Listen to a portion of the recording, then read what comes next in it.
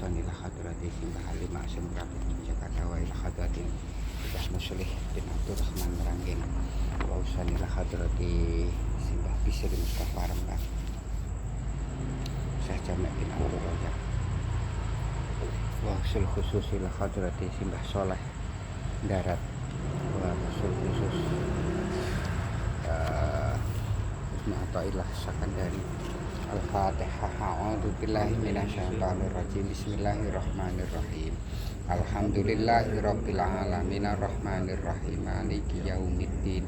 Iyyaka na'budu wa iyyaka nasta'in. Ihdinas siratal mustaqim. Siratal ladzina an'amta 'alaihim ghairil maghdubi 'alaihim waladdallin. Amin. Makalah yang kedua, hikmatu as-saniyah. Hikmah yang kedua, iradatuka tajrida ma'a iqamatillahi iyyaka fil asbab min syahwatil khafiyah. Ini kemarin sudah kita bahas. Keinginanmu, iradatuka, karepmu at-tajrida ing makom tajrid ma'a iqamatillahi sartane ngenggonake sapa Allah, ngenggon kene Allah iyyaka ing sira fi asbabi ing panggon makom asbab min syahwatil khafiyah. Ini adalah bentuk daripada syahwat yang samar. Jadi tajrid itu apa? Asbab itu apa? Tajrid itu adalah dimana seseorang mengisi waktu-waktunya untuk takarub ilallah. Ini namanya tajrid. Dia tidak tersibukkan dengan penggawean atau tidak tersibukkan dengan pekerjaan-pekerjaan yang secara kasat mata itu adalah pekerjaan-pekerjaan duniawiyah. Ini namanya kasab. Dodolan, gojek, terus kemudian dodol pecel, makelaran, itu adalah termasuk bentuk-bentuk kasab. Nah, tajrid itu adalah keseharian darus ngaji. Ini adalah tajrid. Nah, orang yang menginginkan tajrid sementara Allah menempatkan dirinya sebagai makom kasab, ini adalah bentuk syahwat yang khafiyah, yang samar. Gini, bagi orang yang belum punya mursyid, guru, maka untuk mengetahui bahwa dirinya adalah tajrid atau kasab itu dengan cara ketika dia kok berusaha nyambut gawe, terus kemudian nyambut gawe ini tidak kemudian cementel, dan justru di dalam nyambut gawe ini justru kewajiban-kewajiban dengan Gusti Allah, hak-hak Gusti Allah tidak terpenuhi, maka berarti ini ada masalah di dalam makomnya. Kalau kemudian orang ngaji terus, wiridan terus, tetapi hatinya gundah gulana, kebutuhan kesehariannya itu tidak terpenuhi.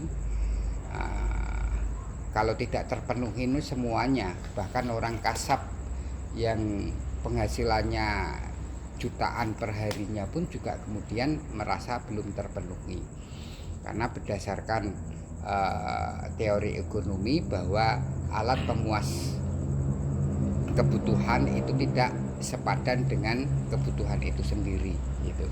Jadi tidak terpenuhi. Nah, tetapi perasaan hati di mana kemudian setiap harinya, setiap ini nanti makannya apa dan lain sebagainya, nanti bayar sekolah SPP tidak bisa, ini maka berarti di dalam tajridnya ini ada masalah gitu.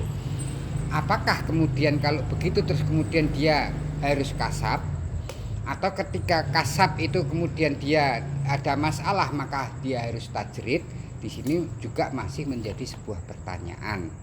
Jadi hal ini tetap kemudian kalau di dalam kitab-kitab syarah hikam yang besar-besar, maka ini tidak cukup hanya sekedar sekali dua kali terus kemudian kita bisa menyimpulkan, tetapi berkali-kali baru kita bisa menyimpulkan bahwa kita itu makomnya tajrid atau kasab. Ini pengertian daripada tajrid atau kasab itu, atau asbab. Asbab itu beberapa sebab daripada dia mendapatkan rezeki gitu. Jadi gini, rezeki itu ada dua macam. Rezeki itu ada dua macam. Rezeki yang kita mencari itu namanya asbab, dengan kasabnya kita itu, dengan usaha kita, atau rezeki yang mencari kita. Kedua-duanya itu adalah semuanya adalah rezeki dari Allah. Rezeki yang mendatangi kita ini adalah rahmatin Gusti Allah. Sementara kalau rezeki yang kita mencarinya ini adalah keadilan Gusti Allah. Kanggo bedakake antarane wong sing gelem kerja kalau ora kerja.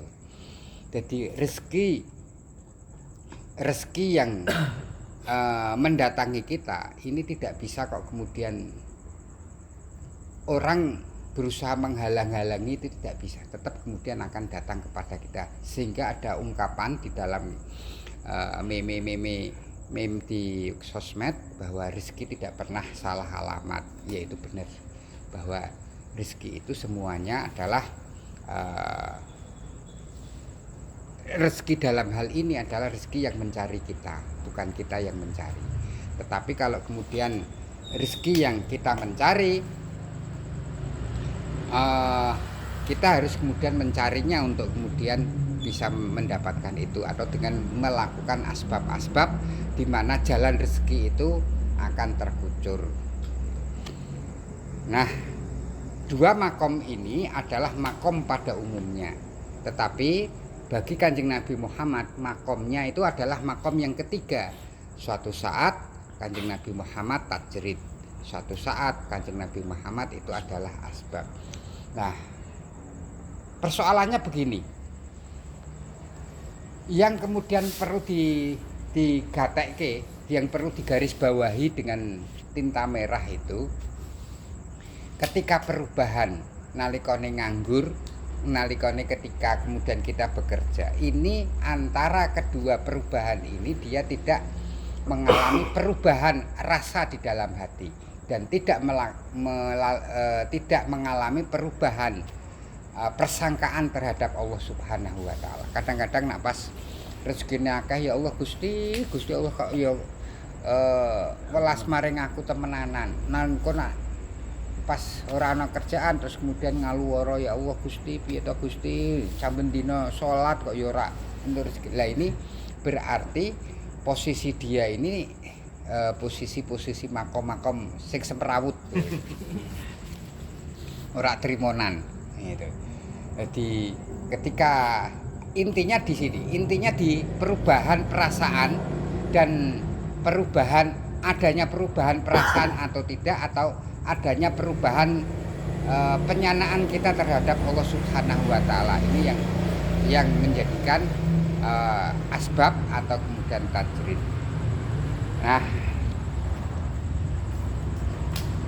kelanjutan daripada makalah yang kedua ini adalah wa iradatuka, dan keinginan ning sira al asbaba ing asbab, yaitu dengan nyambut gawe, ma'a iqamatillahi sartane ngenggonake jumenengake ning Allah iyaka ing sira fitajridi ing dalam tajrid, inhitatu anil himmatil aliyah. Ini adalah bentuk brosot. Jadi wong nak munggah terus kemudian brosot, itu jenenge inhitat anil himmatil aliyah, dari cita-cita yang tinggi. Tegese utawi kareping ira ing kasab sertaning wus manggonaking Allah ing sira ing dalem tingkah kasab. Ini di dalam kitab ini ada salah tulis, yang maksudnya gini, utawi karep ira ing kasab sertaning wus manggonaking Allah ing sira ing dalem tingkah tajrid ya tingkah tajrid iku dadi melarat sira saking cipta. Melarat iku berarti rugi gitu, kerugian saking cipta kang luhur maring cipta kang asor. Jadi dari cita-cita yang tinggi kepada cita-cita yang rendah. Karena apa? Yang dicita-citakan, yang diusahakan oleh kita itu kan kita punya kesempatan untuk berasik masuk dengan Allah Subhanahu wa taala, tidak terganggu dengan urusan-urusan dunia. Ning tiba-tiba kok kemudian terlintas dalam pikiran, ayo uripku kaya ngene iki ngoja ngaji wiridan ngene iki juk piye. Lah ini jan-jane padahal pada dirinya anake ya ora protes, bojone ya ora protes. Kok kemudian iso duweni unen-unen kaya ngono, ini berarti menunjukkan bahwa dia ini adalah tersungkur dari cita-cita yang mulia, cita-cita yang tinggi. Cita-cita kita yang tinggi itu kan sebetulnya urip ning donya kuwi iso ngibadah sesuai dengan asal mula atau fitrah yang awake dhewe diciptake Gusti Allah, yaitu wa ma khalaqtul jinna wal insana illa liya'budun gitu. Jadi ya nyembah maring Gusti Allah kuwi. Lah kok kemudian wis Gusti Allah nganggonke kaya ngono kok kemudian kita masih berpikir yang lain. Itu menunjukkan bahwa sebetulnya kita mengalami kerugian atau kemudian dari cita-cita yang luhur tersebut. Cuman begini, kita itu sejak kecil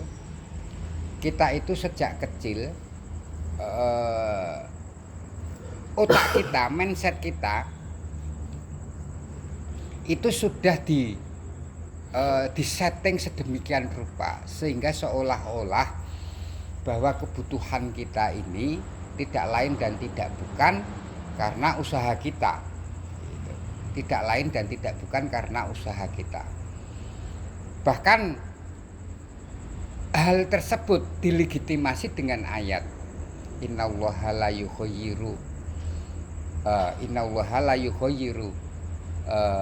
biqaumin illa yughayyiru piye kae? Innallaha la yughayyiru biqaumin illa yughayyiru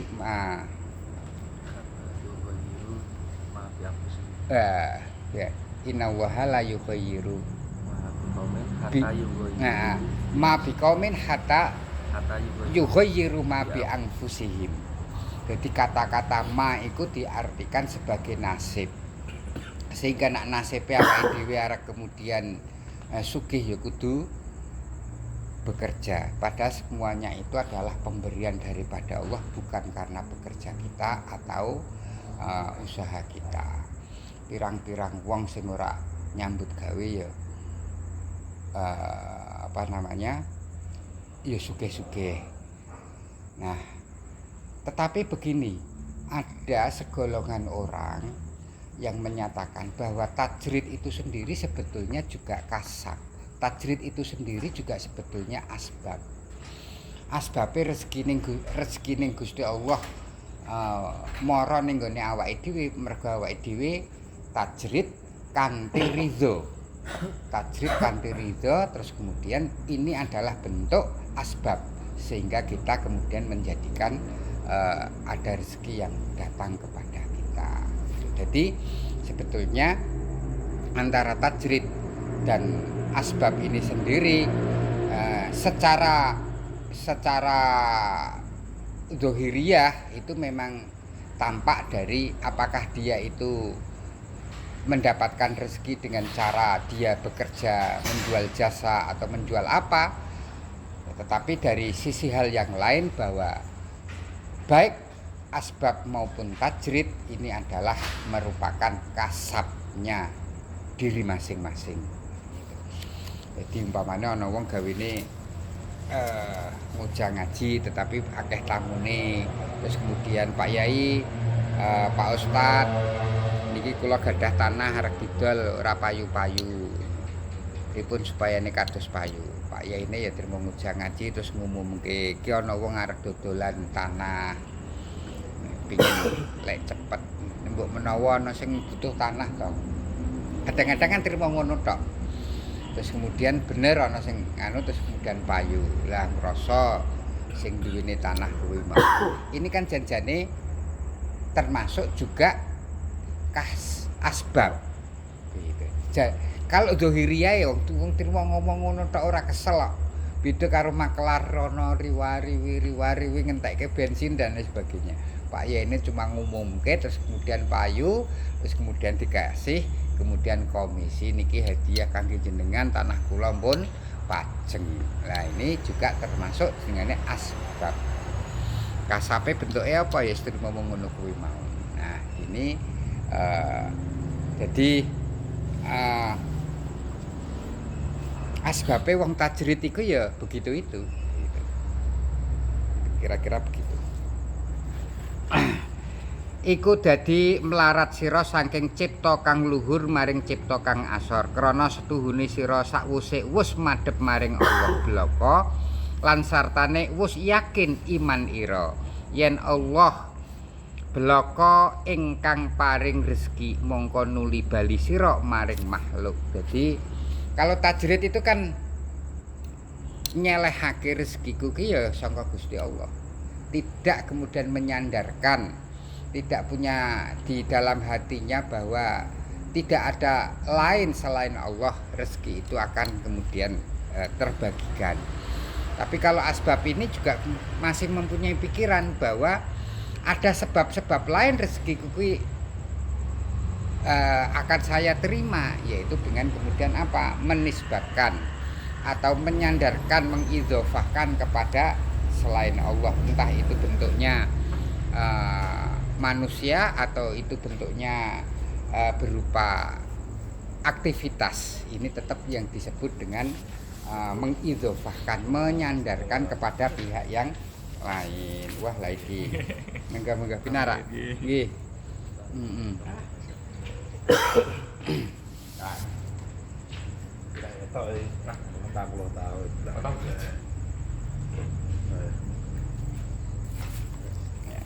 Iki dibuka kersane sinambi kalih dahar.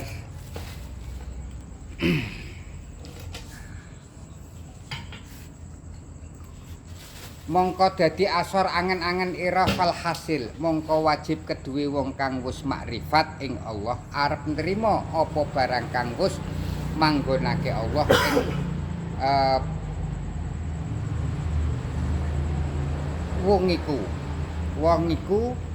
wong iku lan anetepake hingga angalehaken Allah ing wong iku.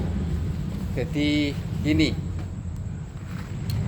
kita berpindah ke makom tajrid atau berpindah ke makom asbab yang asalnya dari asbab ke tajrid atau dari tajrid ke asbab, ini adalah bukan atas kehendak kita tetapi atas di mana Allah menempatkan kita.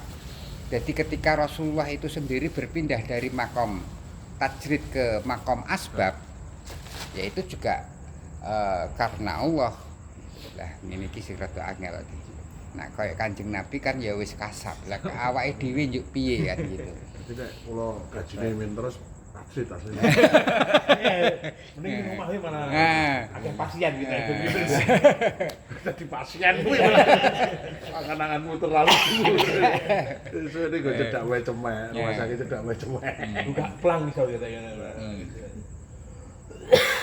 Nah disitulah jadi gini, ada contohnya begini. Berkenaan dengan makom tajrid, sementara Allah menempatkan makom asbab. Orang berkeinginan bahwa dirinya untuk menjadi seorang kekasih Allah.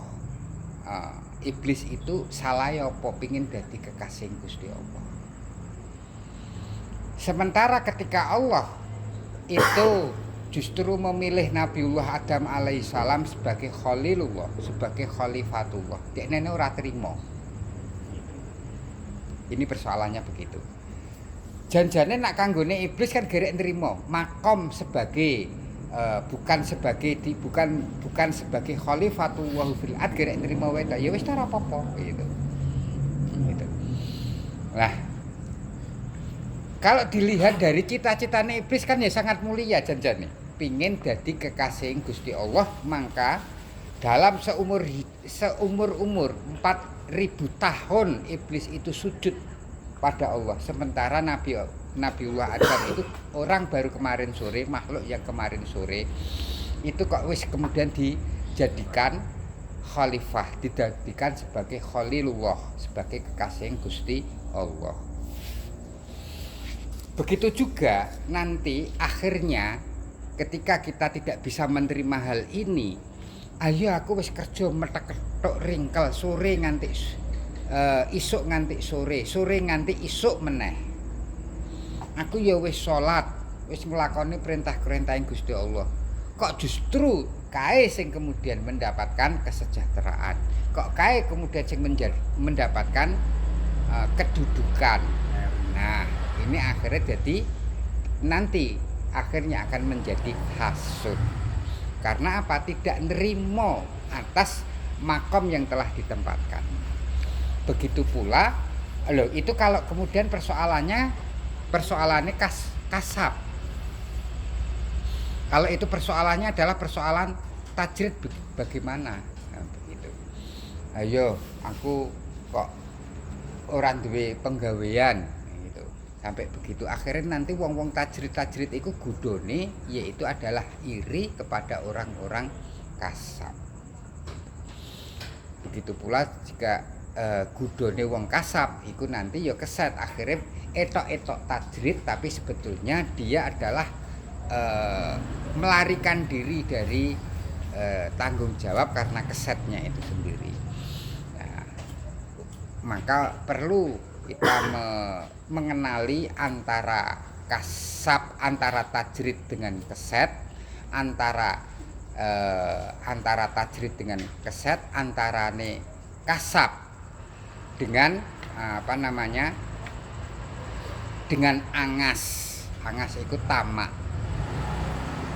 itu harus kemudian kita kenal. Sebetulnya kasabku itu mergo tamak atau mergo aku tirmomong nglakoni apa sing dienggonke Gusti Allah maring awakku. Ini yang kemudian perlu dikenali.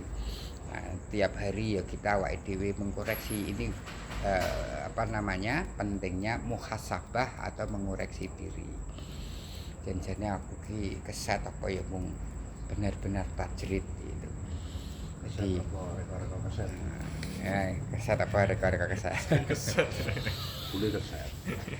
Ada sahabat Rasulullah itu makomnya memang makom kasab, namanya Mu'ad bin Jabal.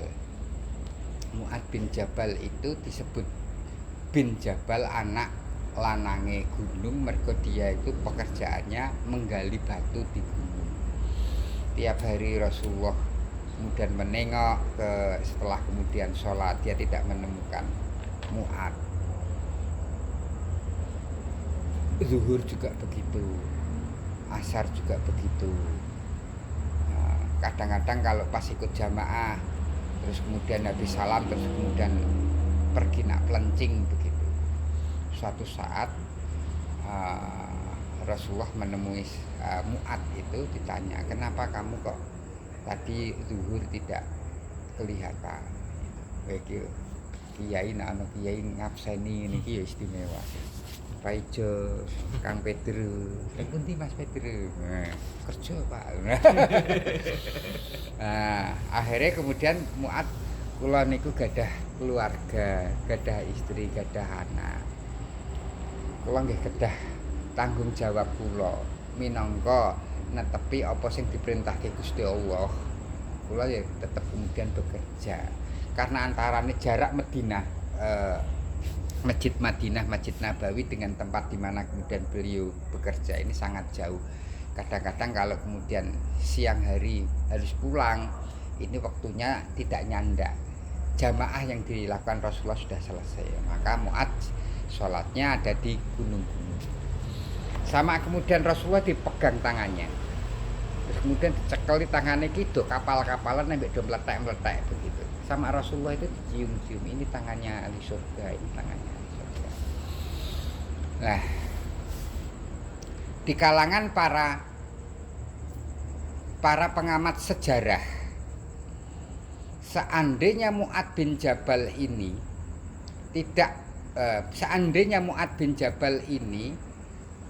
tidak lebih dulu meninggalnya dari Rasulullah, kemungkinan besar yang akan diangkat menjadi khalifah setelah Rasulullah itu adalah Mu'adz bin Jabal. Karena beberapa prestasi Mu'adz bin Jabal. Mu'adz bin Jabal itu pernah diutus oleh Rasulullah untuk menjadi guru agama di Yaman. Dari Madinah diperintahkan untuk pergi ke Yaman. Dan hadis yang paling terkenal yang diriwayatkan Mu'adz bin Jabal ini ketika Rasulullah mau mengutus Mu'adz bin Jabal ke Yaman, wahai Mu'adz, jika engkau di sana, di Yaman sana, kamu menemui persoalan, apa yang akan kamu lakukan? Gitu. Saya akan mencari di Kitabullah. Kalau kamu tidak menemukan di sana jawaban atas persoalan itu, apa yang kamu lakukan? Maka saya akan mencari dari nopo ingkang jenengan aturke atau hadis-hadis jenengan. Jika tidak kamu temui, maka saya akan kemudian menggunakan pikiran saya untuk menetapkan hal ini. Ini hadis Mu'adz bin Jabal. Lah, jawaban yang ketiga, saya akan menggunakan pikiran saya. Inilah yang dijadikan yang namanya qiyas di dalam istinbatul hukmi. Gitu. Nah, di dalam berqiyas ini, karena qiyas ini adalah menggunakan akal tersebut, maka ada dua kemungkinan. Kalau tidak salah, ya benar. Kalau tidak benar adalah salah. Jadi ijtihadnya para ulama dengan menggunakan kekuatan pikirannya untuk beristinbat itu, kalau kemudian itu benar, maka pahalanya dua. Satu, pahalanya dia berijtihad, pahalanya menggunakan pikirannya, tidak menyia-nyiakan pikirannya. Yang kedua, yaitu pahala dia telah melakukan tindakan yang benar. Jikalau kok ternyata salah, dan salah ini bukan karena dia tidak berusaha untuk mencari yang benar, maka ini akan diampuni. Tetapi usahanya itu sendiri oleh Allah akan diperhitungkan dengan pahala. Jadi kalau benar pahalanya dua, kalau salah pahalanya satu. Jadi apabila kita Imam Syafi'i, Imam Hanafi, Imam Malik, Imam Syafi'i, Imam Hambali, bila mana ijtihad mereka itu benar, maka beliau itu akan mendapatkan dua pahala. Jikalau kok kemudian salah, beliau akan mendapatkan satu pahala. Bagaimana dengan kita? Kita pun juga demikian. Karena mempelajari mazhab ini juga bukan suatu persoalan yang mudah, tetapi juga persoalan yang sangat rumit. Oleh karena itu, usaha dengan kemudian mengikuti, menyadari diri bahwa dirinya adalah orang yang tidak layak untuk berijtihad sendiri, ini adalah sebuah ijtihad. Maka bila kok kemudian yang kita ikuti itu ternyata salah, kita tidak kemudian, kesalahan itu tidak kemudian dianggap oleh Allah, akan diampuni, akan dimakfu oleh Allah. Tetapi kalau oleh karena itu usaha kita tetap mendapatkan pahalanya satu. Tapi kalau benar kita mendapatkan dua pahala melakukan tindakan benar dengan kemudian berittiba, taklid kepada pendapat yang benar, dan kemudian mendapat pahala daripada usaha kita untuk kemudian berusaha untuk berittiba dengan para imam-imam tersebut. Ini Mu'adz bin Jabal. Ini adalah seorang pekerja. Jadi apapun pekerjaan kita, selama kemudian itu adalah halalan thayyiban, jalani saja. Kok kemudian tetap masih gundah gulana, berarti ya akal dan pikiran kita atau kemudian perasaan kita sing perlu diperbaiki.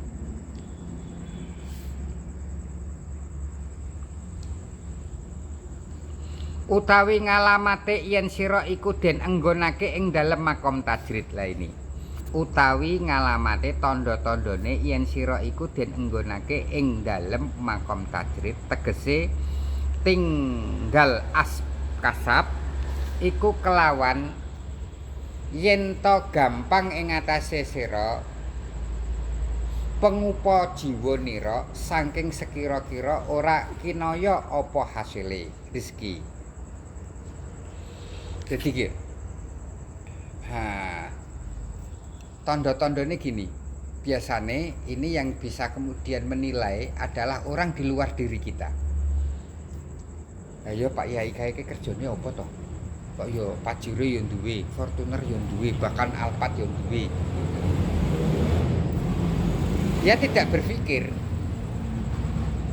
bahwa Pak Yai ku yo duwe sawah, sawahnya digarap wong, Pak Yai duwe tambak, tambaknya yo digarap wong.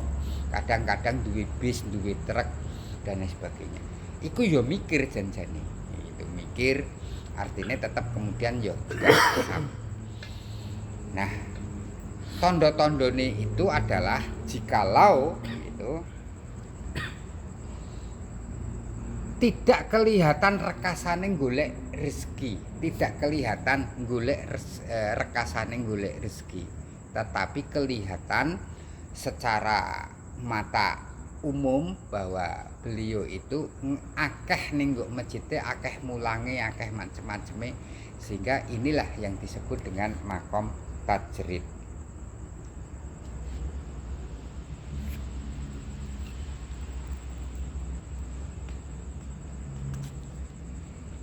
Lan sartane nira ora ngarep-ngarep wewehane makhluk. Lah ini yang penting. Ora ngarep-ngarep wawehaning makhluk. Ngaji rono ngaji rene kaya cek. Wah lha iki. Ngaji rono ngaji rene ngene. Ana haliyah. Ning Demak itu ada seorang kiai namanya Pak Yai Malik. Dulu dia anggota Dewan P3. Iku ahli alfiyah. Wis terkenal sak Demak.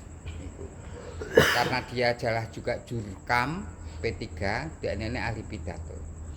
Setiap kemudian dia pidato ke sana kemari, itu tidak pernah buka amplop ning tengah dalan.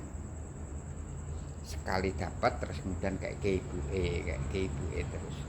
Jadi ketika amplop itu dibuka kok ora ana isine, sisuk diundang meneh dekne ora ngerti. Nah, biasanya panitiane kono rada cetil ngono ku ora mikir seperti itu. Gitu. Kayak terus gitu. Jadi haliyahnya begitu. Ada yang kemudian ini dalam rangka menjaga ora arep-arep sangka pawehaning makhluk dan tidak kemudian menjadikan dalan akhirat kanggo golek donya. Kemarin ada makalah begini. Uqubatul ulama, matine ulama iku uqubatul ulama, benduning ulama, kecelakaannya ulama itu adalah mautul qalbi, matining hati. Wa mautul qalbi tolabud dunya bitoriqatil akhirah. Dan kemudian yang disebut dengan matinya hati ini adalah apa? Yaitu mencari duniawiyah dengan jalan akhirat. Tapi yo angel kayak ngono kuwi mau. Lah teknik itu berarti sudah kemudian menyangkut istihadiyah. Carane Pak Yai ini dhewe iki carane piye supaya ini tidak menjadikan itu.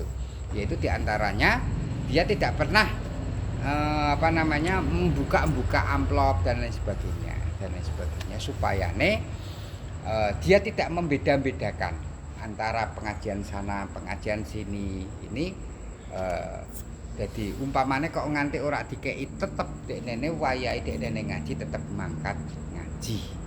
Biasane nak ya iki sing bangsane manggung-manggung kan ngrasa tenan iki. Kae ngene kan. Wah, iki manggung kok kono ya. Ini kan nek manggung mboten dalam akhirat. Oh, ngono ya. Kok manggung ngene iki wong ngombe. Sadar lebih sadar. Ya. Aku ora tau manggung. Ini sih gawe panggung tuh. Aku gawe acara. Aku sing diringi. Nah, begitu juga perasaan itu, begitu juga yang dirasakan Pak Yai. Ketika dia kok kemudian dipanggil ke sana kemari, ini juga kemudian kalau dia tidak menata jiwanya, tidak kemudian menata perasaan, rasane, pikirannya dan lain sebagainya, tidak di tekniknya begitu, nanti juga akan kemudian membeda-bedakan. Lah ini sudah kemudian menjadi berubah posisi dia itu terhadap itu, maka akhirnya menjadi mautul qalbi, yaitu matining ati. Ati sing mati ki piye? Dia tidak peka terhadap sense of crisis terhadap umat. Matinya hati ini tidak ada kepekaan atas persoalan-persoalan umat iku jenenge matining ati. Dadi umate arek glimpangan kaya apa? Iku dekne ya ora duwe piye to umatku kok ya ora duwe. Ya sak karepe. Ada dekadensi moral di lingkungannya, sak karepe. Iku kesane Gusti Allah malah golek alasan-alasan.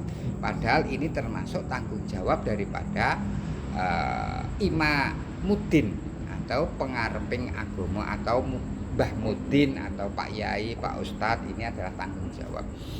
Karena agama ini kalau secara negara, agama ini adalah urusan pribadi-pribadi. Tapi secara Islam itu sendiri agama bukan urusan pribadi-pribadi. Lah buktine apa? Buktine awake dhewe diperintahake wa tawassaw bil haq wa tawassaw bis sabr. Dadi nek ana wong kemudian anake durung salat kon nyileke.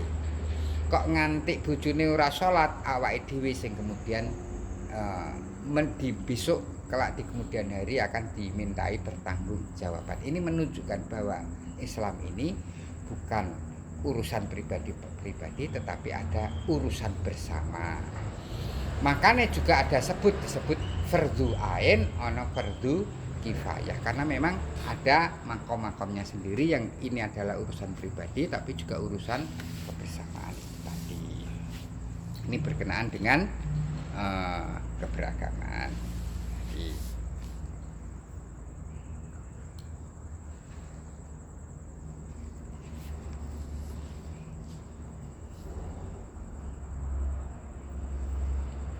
Lan ora toma ing dalem hake makhluk lan sarta anteng atinira nalikane taadure rezeki. Jadi ketika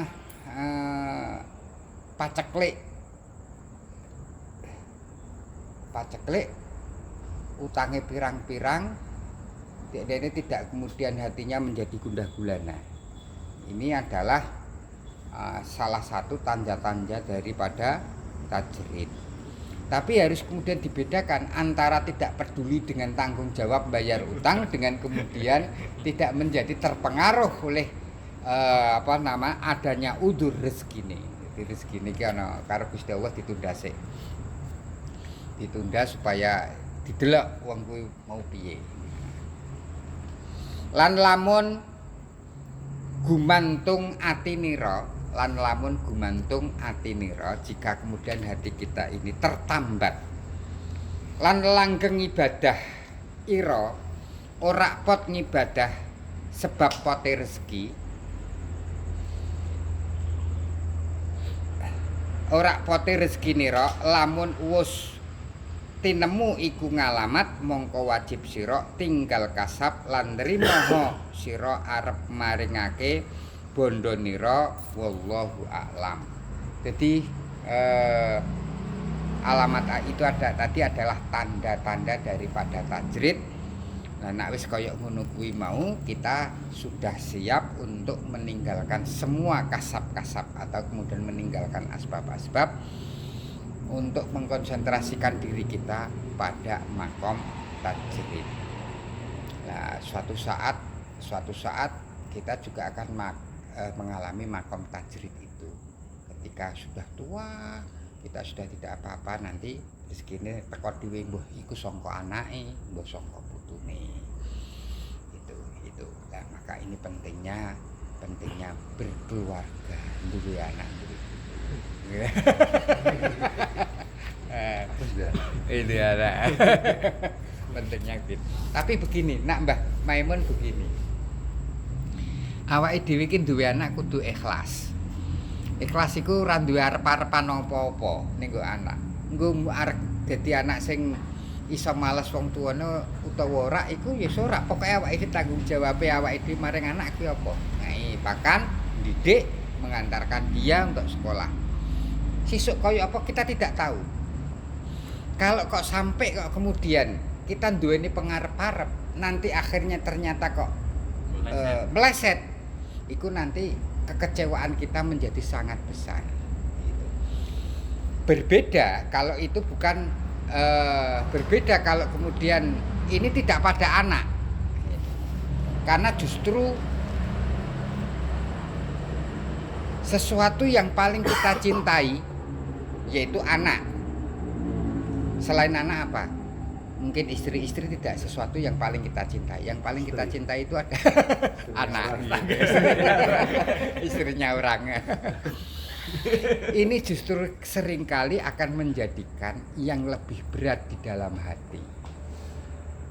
Sesuatu yang paling kita cintai ini adalah menjadi fitnah yang paling besar dalam diri kita. Di antaranya itu adalah anak. Jadi anak di PP di sekolah ke jebule, nah, bondo dilumpuk-lumpuk ke jebule kapusan, nah, ini paling digetuni.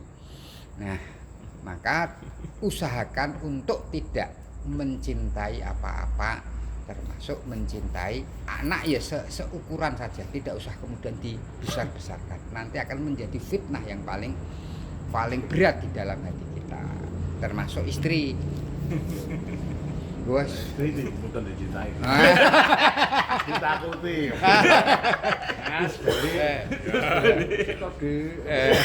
Istri tidak perlu dicintai, cuman ditakuti gitu ya. Gayeng ngomong-ngomong. Nah, ya itu. Lan langgeng ibadah ira ora pot ngibadahi sebab pote rezeki nira lamun wus tinemu iku ngalamat mongko wajib sira ninggal kasab lan trimoho sira arep paring bondone ira wallahu a'lam. Gitu. Kalimatnya wajib berarti tajrid nek wis kaya ngene kudu wajib wis ninggal kabeh terus akhirnya ngurusi agamaning Gusti Allah, nolong agamaning Gusti Allah. Jadi Nasruddin penolong agamaning Gusti Allah untuk mendirikan li'ila'i kalimatillah. Oh, tapi ya tetap dalam perjalanan wong tajrid itu kok terus kemudian mulus-mulus saja. Ya, pirang-pirang juga kemudian dari pergaulan saya dengan para wong-wong Pak Yai sing seusia dengan saya. Kudune ya pirang-pirang gitu. Dulu saya setelah dari Krapyak sempat kemudian di Condromowo Ngawi itu berempat.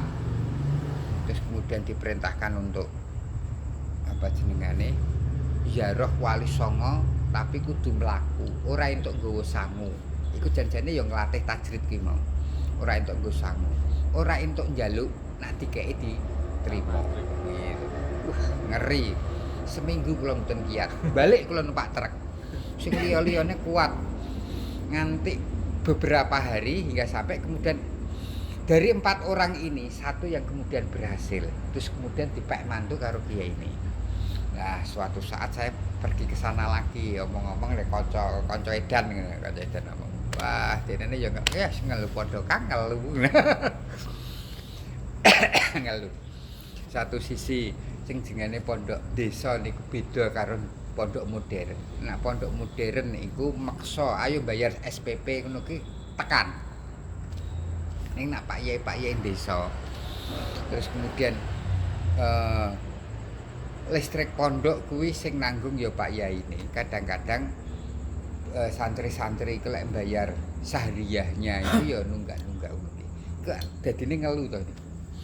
Jadi akhirnya kepingine macam-macam. Jadi pingin aku dodolan telo apa piye. Ngono-ngono. Jadi gudone itu tidak ringan juga karena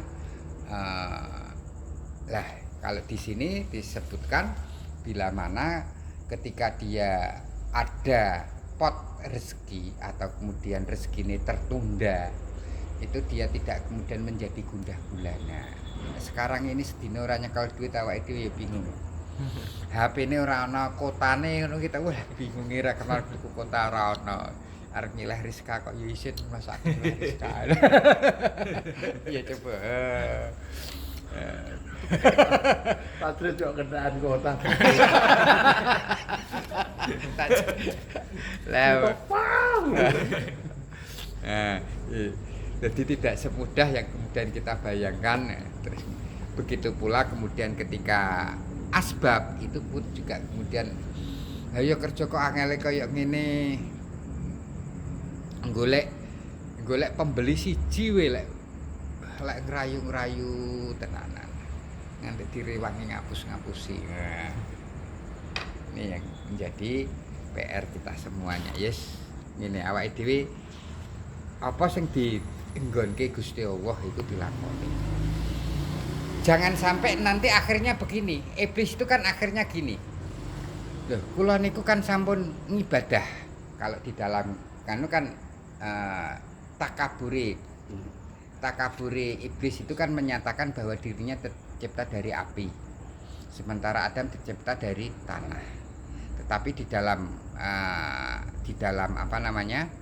Di dalam sarah-sarah hikam iblis ini saya itu sudah kemudian ibadah 4000 tahun. Sementara Adam itu belum apa-apa dia.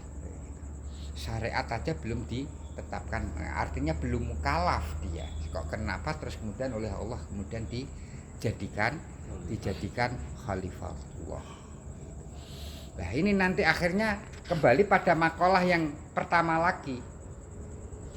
Min alamatil i'timadi alal amal nuksonu rojai inda wujudi dilali. Akhirnya apa?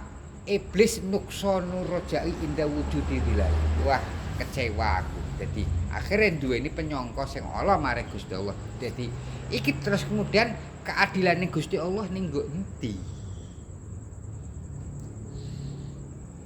Dosa ini akan kemudian menjadi bola salju merembet tekan dindi.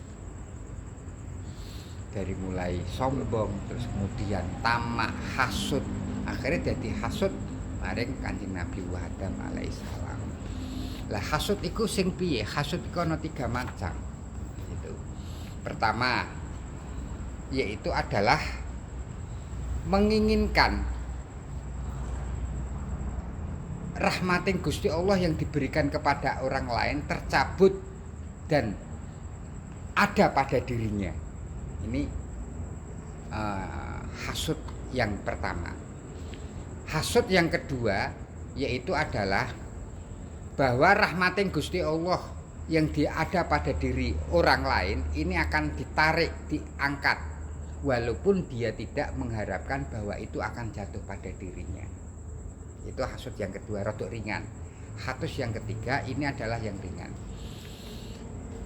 Dia tidak mengharapkan bahwa rahmat Gusti Allah pada orang lain itu tercabut, tetapi dia tidak ingin bahwa rahmat itu lebih besar orang lain terima dari rahmat yang dia terima dari Allah. Ini adalah hasud yang nomor 3, rodok ringan. Yang duwe motor ya ora apa-apa to. Tapi kan aku duwe NMAX. Nah, gitu. Lah ini termasuk hasud. Tapi hasud sing nomor 3. Aku mobilnya kok buang lha kuwi mau. Hasud nomor 2 tadi. Ora wong aku. Ora iri aku jengkel.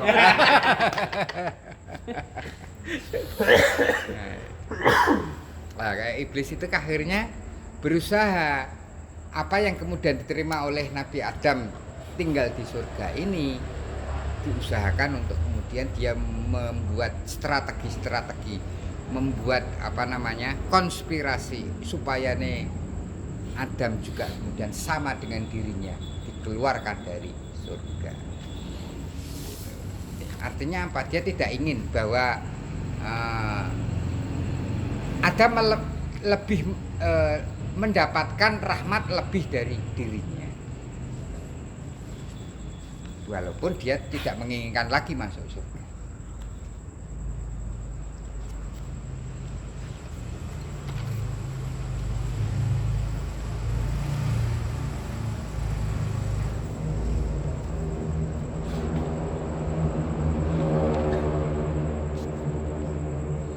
Mongko nalikane wis tetep sira ing dalem makom tajrid lan nuli kerupekan sira ana ing dalem setengahing mangsa kelawan perkarane rezeki nira mongko nuli teka was-was setan maring sira lan ngucap ing dalem ati nira lamun iku kasab utawa gawe suwiji-wiji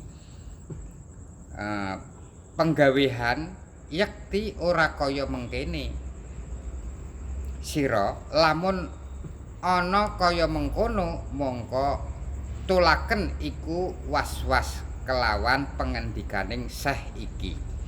Jadi ketika kita sudah kemudian muncul di dalam perasaan kita, wah nak ngene aku tak kerja wis ngulang terus awet zaman biyen yo gajine yo sakmene wae pamane.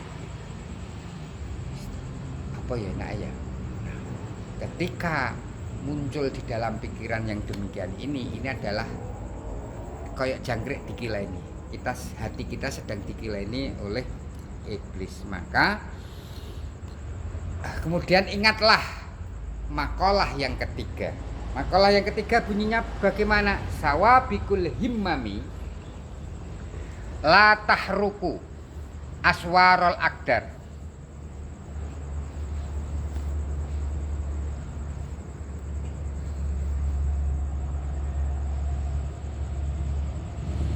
Sawabikul himami, sawabik itu cita-cita usaha yang telah lewat. Himami itu yang kemudian dikehendaki atau cita-cita. La tahruku, tidak akan bisa kemudian memecah, menjebol aswarul aqdar, beberapa pagar-pagar takdiring Gusti Allah. Ini nak wis rezeki ki wis rada angel. Gitu. Kemudian pas paceklik iku ya paceklik kue pindah dari tajrid ning nggon asbab ya tetep paceklik ya malah jadi kerugian sing asale ora diutang malah jadi duwe utang wis nak ning nggon tajrid ta wae lah HP ku nganu mung Samsung sing liya-liya saiki kan wis do ipun itu iku gudone ning nggon kono kuwi wis anane ra wis tukang ngaji kok arep HP-ne sing api-apian. Kebutuhane ya kanggo apa? Sing penting kan anak WA, SMS mlebu iso mlebu ngono to. Sawabikul himmati latah ruku aswarul aqdar. Jadi apa yang kemudian kita usahakan yang telah lampau, cita-cita yang masa lampau, ikhtiar kita kuatnya apapun itu. La tahruku tidak akan bisa membedah aswarul aqdar beberapa benteng-benteng takdiring Gusti Allah. Jadi pindahe tajrid ning asbab itu juga tidak akan bisa kemudian balik terus kemudian rezeki ini kita jadi lancar terus kemudian duitnya akeh, tidak, malah bisa sebaliknya. Tegese utawi dingine angen-angen tekan cita-cita masa lalu. Dingine angen-angen ira iku ora bisa bedah ing dalem pepestening qadaring Allah. Jadi tidak bisa mampu merubah daripada ketetapaning Gusti, takdiring Gusti Allah. Artine angen-angen ira lamun aku kasobo utawa lamun aku nggawe iki mongko penggawehan bakal hasil faedah untung utawa cukup rezekiku gitu. Jadi kadang-kadang saya pindah dari sebagai direktur Bank BRI terus kemudian pindah ning nggone BCA angen-angane macem-macem. Tapi kadang-kadang malah justru sebaliknya. Malah kok kono tambah semrawut, akhirnya malah jadi ini dan itu. Nah, ini yang menjadi persoalan. Iku angen-angen ora dadi bisa ngelangkahi ing pestene kodrat azali. Kodrat azali itu bagaimana? Kalau kemudian kodim itu bagaimana? Allah itu kan sifat kodim. Tetapi juga ada kemudian kodare Gusti Allah, ketetapan Gusti Allah itu azali. Kalau kodim itu tanpa dulu, tanpa ada yang mendahului, tanpa ada awalnya. Tapi kalau azali itu adalah terdahulu, tapi yang sebelumnya tidak ada menjadi ada. Jadi dia ada lebih dulu dari segala hal. Jadi takdirin Gusti Allah, takdirnya kita ini adalah sudah sejak zaman dulu, sejak zaman azali. Bukan kodim. Sing kodim hanya Allah semata. Yang kodim hanya zat sifat asma ing Gusti Allah itu yang kodim. Itu. Yang kemudian takdirin Gusti Allah itu memang azali tetapi tidak kodim. Karena dulunya tidak ada, terus kemudian diadakan sebelum adanya yang ada ini. Ini namanya azali. Ini bedanya. Jadi kita sekarang ini ada di sini. Ini sebetulnya kita hanya sekedar reply dari apa yang ada di Lauhul Mahfuz. Loh, aku gini ya. Jadi kadang-kadang ada orang cerita gini. Kang, aku kadang-kadang kok ngerasa pas melaku kok pas sokong rasanya aku pernah melakukan yang demikian itu. Aku pernah melakukan hal yang demikian, tapi aku lali. Dijavu. Lah, iku napa ya? Ya mbok menawa. Tak jawab aku ya dhewe ya ngawur-ngawuran. Mbok menawa kuwi mau ingatanmu apa yang ada di Lauhul Mahfuz itu. Kemudian kamu menjalani ini, tapi sebetulnya ya tidak pernah kamu lakukan kecuali apa yang ada di Lauhul Mahfuz dahulu. Jadi sedikit diberi kasaf terhadap hal itu dan kasafnya itu terjadi berbarengan dengan dia melakukan, bukan kasaf apa yang belum dia lakukan.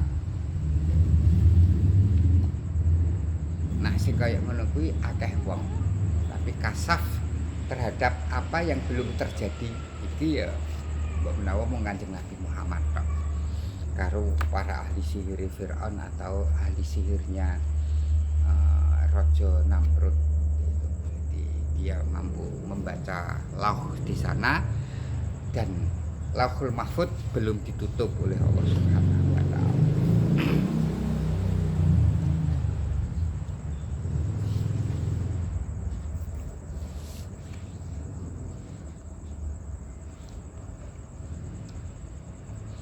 Kapan mengkono mongko aja ngakehake ing cipta lan milihaken cipta ing dalem mikir-mikir perkarane rezeki krana Allah wis ngira-ngira maring sira sadurunge wujud ira mongko ngendika Syekh.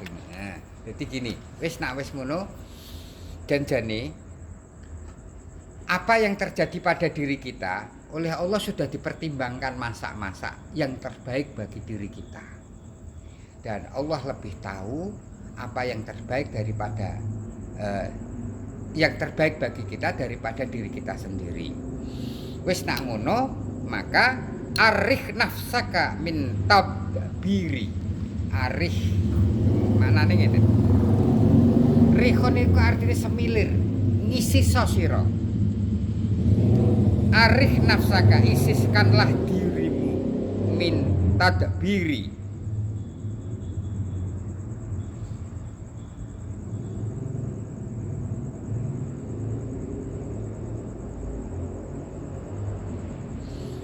Minta tadbiri dari perkara-perkara masa yang akan datang. Jadi gini, apa yang akan terjadi pada diri kita ini sebetulnya sudah kemudian sudah disetting oleh Gusti Allah. Wis nak ngono kuwi mau ora usah kemudian dipikir jeru-jeru. Ora usah dipikir nganti kalunganmu utawa kemudian nyeret-nyeret boneka ning pinggir dalan ora usah. Kira-kira kok kemudian ora kuat mikir tinggal turu wae. Lah mengko Gusti Allah wis ngatur yang terbaik bagi diri kita. Tapi ora iso turu. Ya ora iso turu ya dipikir, tapi sak terima. Dadi ngene, ana Gus Yahya yang sekarang jadi PBNU itu dulu kan sekamar dengan saya. Pada waktu beliau oleh ibunya disuruh pergi ke Mekah untuk ikut Sayyid Maliki, itu kan dia bingung, padahal skripsi beliau itu sudah skripsi bab 4, tinggal kesimpulan bab 5 terus kemudian mengajukan selesai itu kan tidak sampai lulus di UGM, tapi doktor sekarang.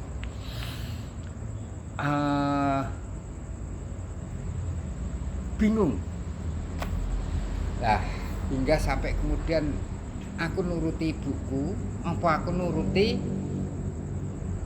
status sosialku menjadi seorang sarjana, bingung deh ini. Terus pada waktu itu Mbah Syahid ke Madu.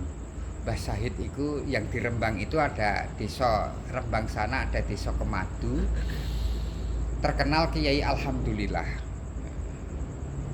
Jadi sampai kemudian ayo anak kiai Gus ngono kok yo cek ning gone kiai-kiai sepuh bareng. Ya tapi itu memang ya dibutuhkan. Akhirnya Mbah Syahid ke Madu itu dikai donga apa dari surat An-Nun itu maca. Sampai ora iso turu, sangger ora iso turu ngono kuwi. Wah, bengi adus terus salat. Bengi adus salat terus kanggo nglaleke mikir sing ora iso ketemu antarane aku mengeboti dawuhe ibu atau ngeboti status sosial saya dengan konsekuensi karena adik-adik kelasnya dia itu kan termasuk mahasiswa yang berprestasi, IP-nya juga tinggi dan juga bukan seorang yang bodoh, tidak gitu. Tetapi justru kemudian dia seringkali menjadi wakil-wakil mahasiswa di dalam seminar-seminar gitu. Menjadi moderator dalam seminar. Bahkan ketika mengadakan seminar nasional Ukhuwah Islamiyah antara Muhammadiyah dan NU, dialah yang kemudian menjadi moderatornya. Di antara yang kemudian datang Cak Nur Khalis Majid, terus kemudian Amin Rais, Gus Dur, banyak tokoh-tokoh nasional pada waktu itu. Dan pada waktu itu posisi dia masih menjadi mahasiswa, itu pun sudah kemudian duduk bersama tokoh-tokoh nasional. Kalau sampai aku ora lulus, itu pertimbangannya kan begitu. Apa kata dunia? Nah, disitulah kemudian akhirnya saking mumete kuwi, tapi tetap kemudian akhirnya dia menetapi apa yang didhawuhi ibu dia, kemudian mondok di Sayyid Maliki selama 2 tahun. Selama 2 tahun kan akhirnya balik lagi Surah Isa kemudian diteruskan. Ya terus akhirnya karirnya menjadi ketua PB itu. Sebetulnya masih panjang sekali. Itu artinya bahwa wis kaya ngono kuwi mikir kangelan wis gawe turu ra iso ya gawe salat, daripada kemudian ngalamun ya pikirannya aduh akhirnya grentes.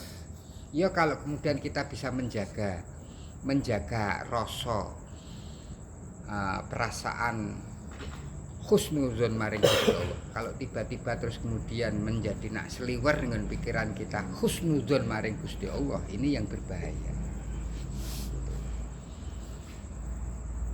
Tegese aja ngakehake angen-angen mikir-mikir perkara ingkang durung kelakuan kaya mikir-mikir panganane besok, esuk utawa sasi ngarep krana Allah wis ngira-ngira maring sira sadurunge sira wujud wis den pesti rezekine nira lan ajal ira lan nikmat ira lan bilahine nira lan malih setuhune sira iku ora mesti bakal menangi ing barang kang sira angen-angen besok. Apa yang kita cita-citakan itu justru kadang-kadang tidak sebagaimana yang kenyataannya. Ada sapa ta sing ora bercita-cita anaknya menjadi anak soleh. Kira-kira Nabi Nuh itu bercita-cita Kan'an menjadi anak soleh apa tidak? Iya. Terbukti ketika kemudian dia tidak mau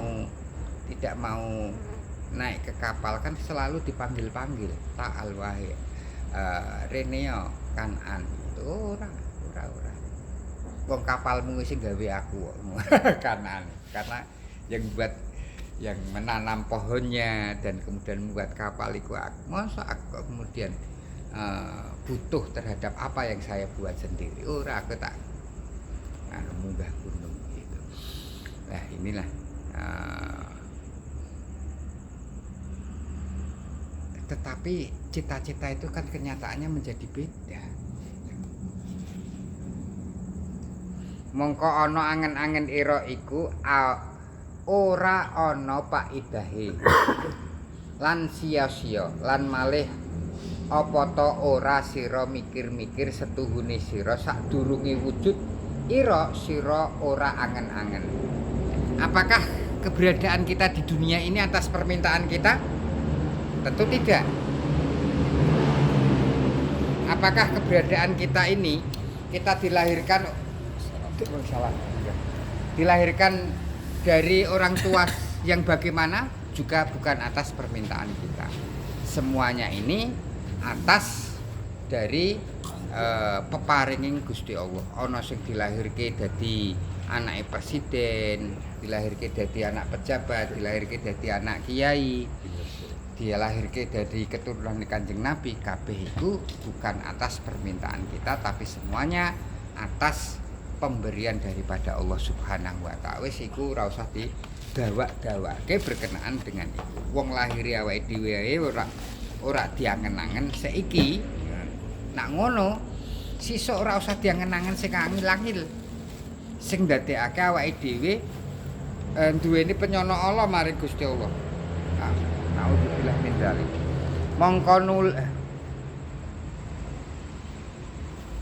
Mongko nuli Allah taala kersa mujudake ing sira kelawan kersaning Allah dewi, ora kelawan sebab penjaluk ira. Nuli dohiraken Allah taala ing sira kelawan kersaning dewi awit saking iga wekase wong tuwa nira. Mongko ngalihaken Allah ing dalem prana kane ibu nira awit getih kentel 40 dina lan nuli dadi daging kentel 40 dina lan nuli den rupakaken rupa lanang utawa wadon 40 dina. Jadi 40 hari yang ketiga kita sudah kemudian berbentuk apakah laki-laki atau kemudian perempuan. Artinya gini, 40 hari yang ketiga itu meripat sudah kemudian berbentuk meripat, tangan juga berbentuk tangan, tapi ini masih gantet, mata juga kemudian masih gantet, belum bisa melek. Tapi kalau sudah kemudian di atas 6 bulan atau kemudian disebut 7 bulan, ini sudah kemudian tangan sudah kemudian bisa megar, mata juga ya, telinga wis bolong begitu. Ini pada zaman itu ilmu kedokteran belum sampai segitu, tapi Allah Subhanahu wa taala telah mewahyukan melalui hadis Rasulullah bahwa proses-proses terjadinya manusia di dalam perut ibu.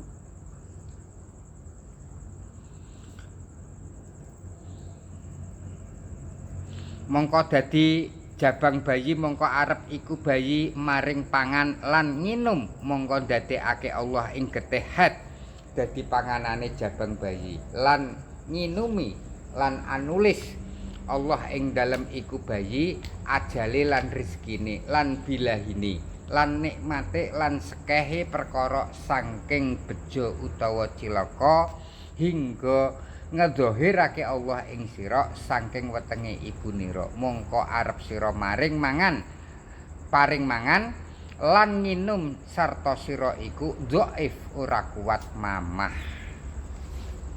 Ini sudah menunjukkan betapa lemahnya kita.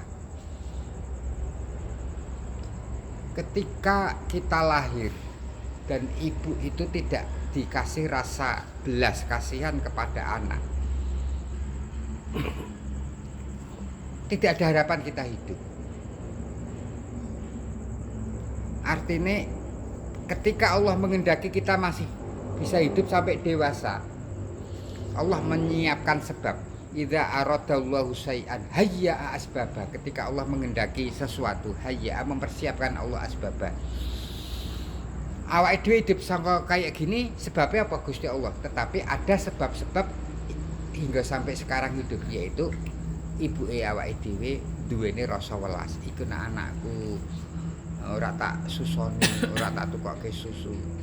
Nah, bahkan nganti dicokot nyamuk wae terus kemudian tukokke krojo macem-macem mergo sangka welase iku digawe karo Gusti Allah ning nggon atine para wong tuwane dhewe-dhewe sehingga kemudian awake dhewe masih bisa hidup sampai sekarang ini. Jadi dengan demikian sebagai kausa primanya yaitu Allah Subhanahu wa taala. Sementara ibu, bapak, kahanan lingkungan ini bukan sebagai kausa prima. Maka di dalam kata ganti Allah tidak menggunakan kata ganti mutakalim wahdah tapi mutakalim ma'al ghair. Laqad khalaqnal insana fi ahsani taqwim. Telah kami ciptakan al insana menungso. Kok kami? Padahal Allah itu siji kan begitu. Karena ada sebab-sebab yang lain, diantaranya yaitu adalah ibu, bapak, terjadinya mereka dan sebagainya.